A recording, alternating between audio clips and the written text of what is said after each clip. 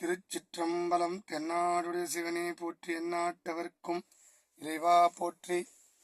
திருவாசக விளக்குரையில் நாம் சிந்தித்துக் கொண்டிருப்பது 7வது பதிகம் திருவெம்பாவை, 2வது பாடல். பாசம் பரஞ்சோதிக்கு என்பாய் ராப்பகல் நாம் பேசும்போது எப்போதும் இப்போதார் அமளிக்கே நேசமும் வைத்தனையோ நேரிழையாய் நேரிழையீர் சீச்சி இவையும் சிலவோ விளையாடி ஏசும் இடம் இதோ விண்ணோர்கள் ஏத்துதற்கு கூசும் மலர்பாதம் தந்தருள வந்தருளும் தேசன் சிவலோகன் தில்லை சிற்றம்பலத்துள் ஈசனார்க்கு அன்பார்யாம் ஆரேலோர் எம்பாவாய் அப்படின்னு பாடியிருப்பார். தோழியர்களுக்கு சொல்ற மாதிரி இந்த பாட்டுன்னு நான் சொன்னேன்.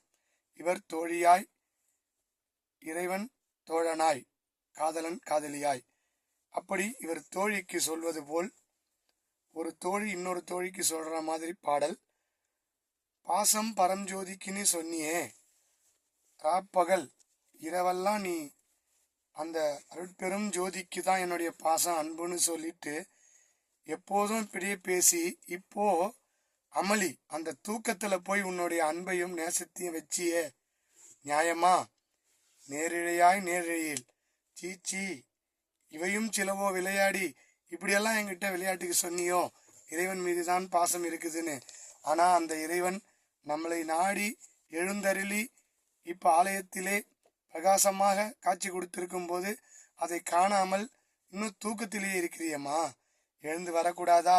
நீ என்கிட்ட விளையாடினிய? நீ தேவர்கள் எல்லாம் இறைவனை தேடி மலர்பாதம் கூசும் மலர்பாதம் தந்தருள வந்தருளும், அதாவது நாணி போவாங்களாம். அப்படியே கொஞ்சம் அச்சத்தோட இறைவனை புகழ்ந்து இறைவன் பாதம் வரும்போது அப்படியே நாணி கோணி குறுகுவாங்களாம் தேவர்களே. அப்படிப்பட்ட இறைவன் நமக்கு காட்சி தரார், நீ அதை பார்க்காம இன்னும் தூங்கி நிற்கிறியே, இது நியாயமா? அந்த தேசனை ஒளி பிரகாசமான இறைவனை, சிவலோகனை, சிவபுரத்து அரசனை, தில்லை சிற்றம்பலத்துளே உள்ளவனை, ஈசனார்க்கு அன்பாரியாம் ஆரேலோர், நம்மளாம் ஈசனுக்கு அன்புள்ளவங்கள் இல்லையா? நம்மளாம் வெளியாளா? ஆரேலோர் நம்மளாம் அவருக்கு அப்பாற்பட்டவர் அல்லவே, நம்மளாம் அன்பு செலுத்துகின்ற இறைவனுடைய ஆட்கள் அல்லவா? நீ இப்படி தூங்கலாமா தோழியே, ஏந்து இறைவனை காணவா அப்படின்னு சொல்றாங்க 2வது பாடல். தொடர்ந்து சிந்திப்போம். திருச்சிற்றம்பலம்.